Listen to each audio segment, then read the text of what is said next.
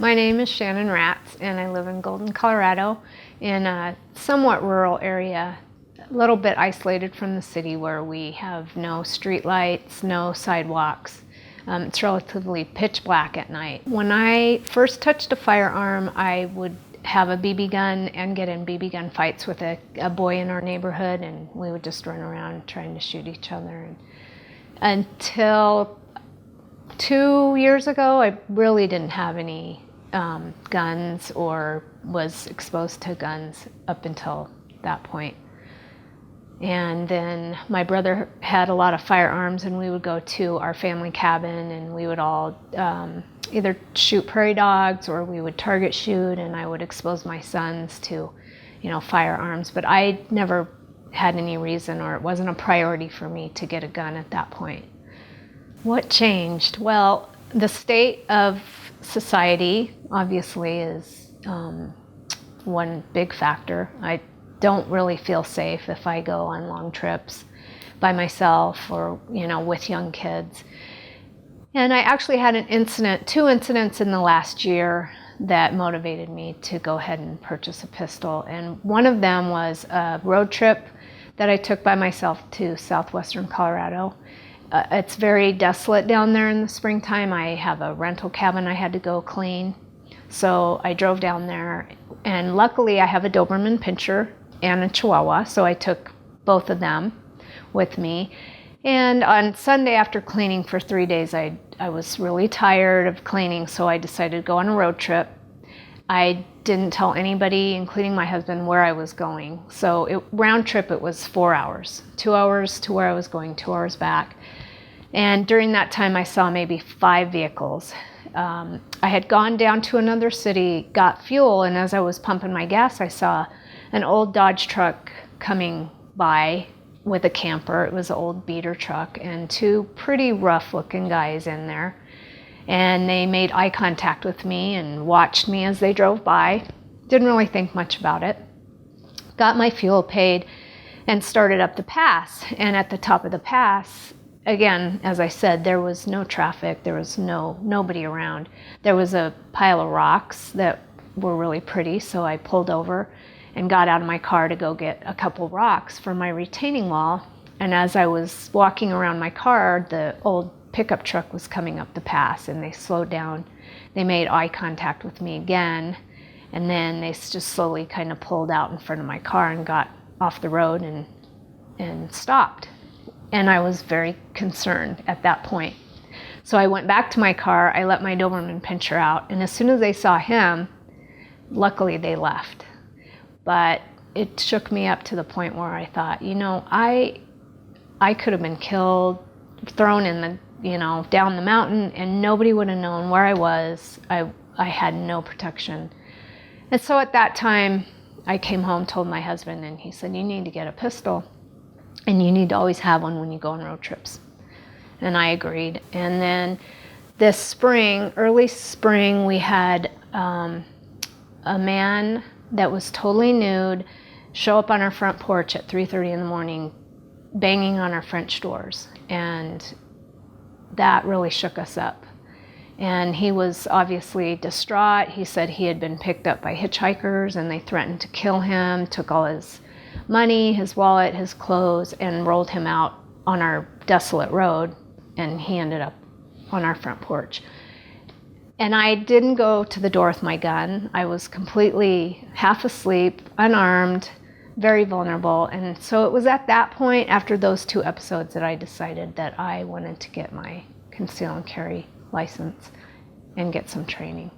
So the first handgun that I bought was a .38 Special. I did consider a semi-automatic. I had seemed to have a little trouble, with the slide. And it concerned me a little bit that in a situation such as the one that happened on my front porch, that I would have fumbled. And he also was concerned about the jamming factor, so he wanted me to have a revolver. So that's what I bought, and I do really like it. I am a little bit concerned about concealing it because it's bulky, and I'm also concerned about not having enough shots because I know that if I were in a situation like that, I would need to really be accurate.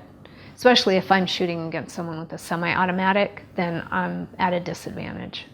So when I finally decided that I wanted to get a conceal and carry license, I got online and looked at some classes that were relatively close to me and a good schedule for my work schedule, and I found concealcarry.com.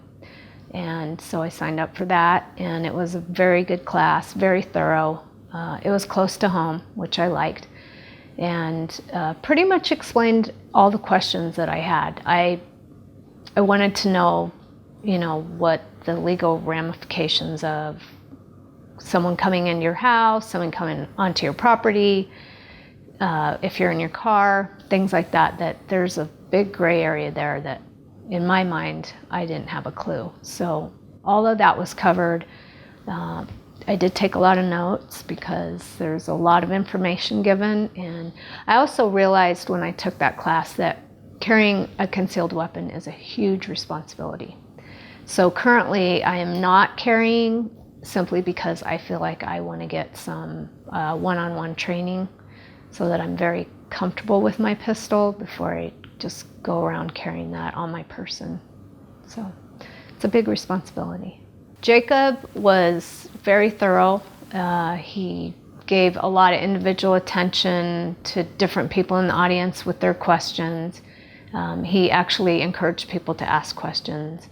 He seems highly trained, highly knowledgeable, and he's a good guy. He's a personable guy, and I appreciated that he had a family structure, that he actually lives by, carrying guns, keeping guns in your house, makes his kids very responsible and very knowledgeable. So just doesn't seem like a careless person at all. He's very thorough and very knowledgeable. I have my permit now. I went through the process down at the Jefferson County offices. It was very simple. Didn't have a long wait line. Just got me in and out pretty quick and paid my fee. The application process was relatively simple. I downloaded the application at home, filled it out at home. You just have to remember not to sign it until they're present. It took about 20 minutes, and the staff was relatively quick. It was pretty uneventful, actually. It was a little bit intimidating just because they take a lot of fingerprints, and identity-wise, it feels somewhat invasive, but obviously something that they have to be very thorough to do. They told me in about 4 to 6 weeks they will give me a call. I will come back in and they'll take the photographs, and then hopefully if I passed, I'll get my permit. And they called me, I think it was about 4 or 5 weeks, and I went in and got my card. So got my card, keep it in my wallet all the time, because they said if you don't have it and you have your pistol, then you're in trouble. So I keep it in my wallet, although I'm not carrying right now. Until I get some more training. So some of my goals with training is, first of all, to just feel comfortable carrying a firearm on me. I tend to panic a little bit, and so I want to make sure that I'm in control and I'm able to, draw my gun and not blow my foot off. And just muscle memory. The episode that I had on my front porch made me realize that in a situation like that, your mind slows down, your mind is trying to assimilate what's going on, you're kind of in shock. And if you don't have muscle memory, then I realized that you could get into a lot of trouble. You have to know how to use that weapon if you're in that situation, because it's a little bit crazy, I realized. I always thought that I would be in full control and be rational, but when you're in a situation where you have someone that's possibly going to break into your house and harm you, it's serious business. And like my husband said, he said, if he would have crashed through our door, the glass would have broken, he would have stepped in, I would have shot him, and in 30 seconds, there would have been a lot of lives changed. So I just want to know, I want to be able to consciously know what I'm doing and why I'm doing it, and have that muscle memory so that I don't make mistakes. What the Second Amendment means to me, the right to bear arms, I feel like we have a right to protect our family, and I also think that criminals are going to get guns. They're going to get it on the black market. So if they take away those rights for us, we're at a complete disadvantage. And I believe that everybody should have that right to protect themselves. And this situation that we are all in, where people just carry guns and go into a place and start shooting people, I for one would feel more comfortable knowing that just the common citizen, maybe there's 4 people that are in that area that are carrying, and maybe they'll take them out before the authorities ever get there. And I'm fine with that, if that might be myself or the guy standing next to me. We have a right to protect ourselves and the people around us. For example, there was a good 20-minute time period where this person was out on my front porch naked.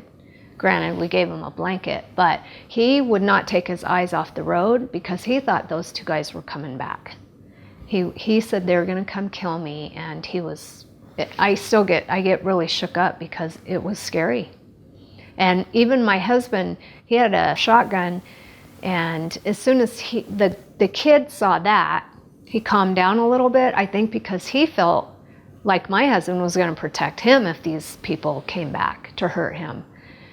But, my husband, he said that he woke up at 3:30 for 4 weeks after that happened. That was the time that the kid showed up at our door. And it's very sobering. And had we not had weapons, and say, it could have been a setup. Maybe they were trying to get us to open the door. There was 2 guys standing outside, and they came in, and we had nothing.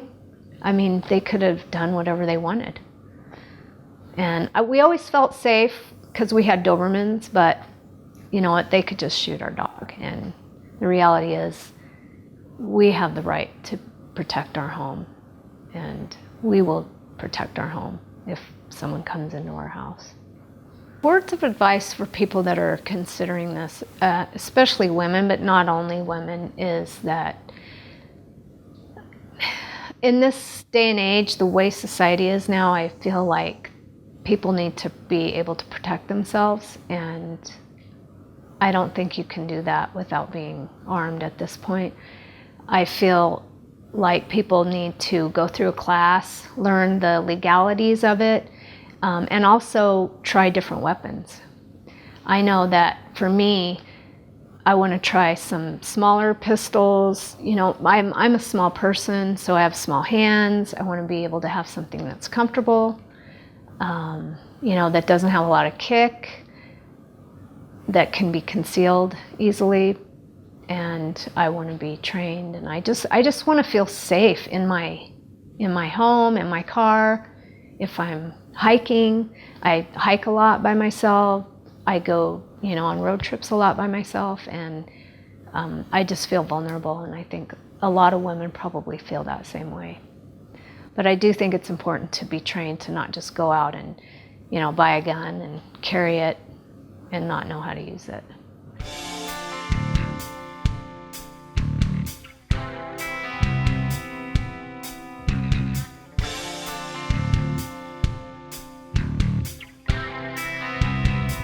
Walk it back to reload as necessary. Kind of hide your hand, and then that drop all of a sudden feels right because the hands aren't in the right place. Right. 3, 4, 5.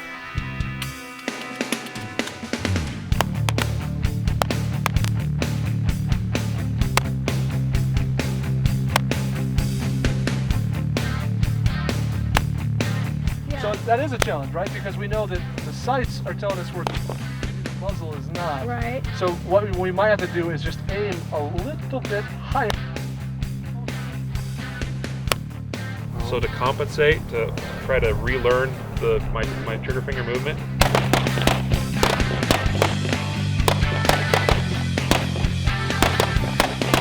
Down rocket.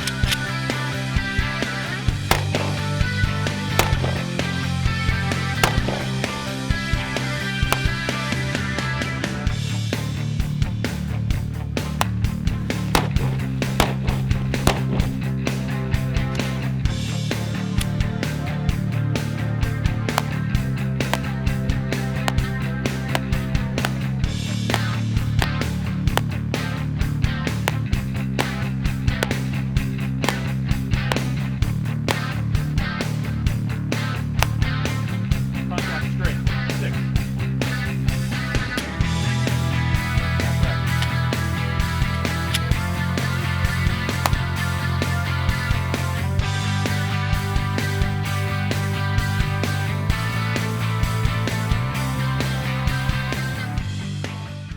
The course that I took, the Guardian Essentials course, was an all-day class, and it basically started with the basic safety instructions and went through a lot of drills, talked about different pistols, different situations that you might be in, and how to keep yourself as safe as possible in that situation. It helped you shoot from different angles, hiding behind obstacles, and the safety feature was amazing. They were so focused on safety that it made me very comfortable taking the course as a woman, and I just thought they were very thorough. Pretty much covered everything that I needed to know to move forward into my training. I think my favorite part of that course was when we were actually moving, because it's a lot different when you're standing still and shooting at a target than when you're actually having to move. And I think that probably is a situation that is pretty likely to present itself. And so I liked that a lot, and I felt like that would be the type of practice that I would really need to focus on, because it's a lot more difficult to shoot at a target when moving and be accurate. So I got experience in shooting different pistols and feeling how they felt in my hand, and the kickback and things like that. The hardest part and the most challenging thing I experienced in the course was releasing the magazine out of the pistol. I could not do that in an efficient and quick manner. If for whatever reason, because my hands are small, my hands are not strong enough, or it's just that particular pistol, I really struggled with that. And in a situation, that would not work well for me. So I need to try some different ones. It's been very informative, and also very humbling, because when I first started, I didn't really know that much about firearms and was a little bit nervous about them, and I've grown to be a lot more comfortable, a lot more knowledgeable.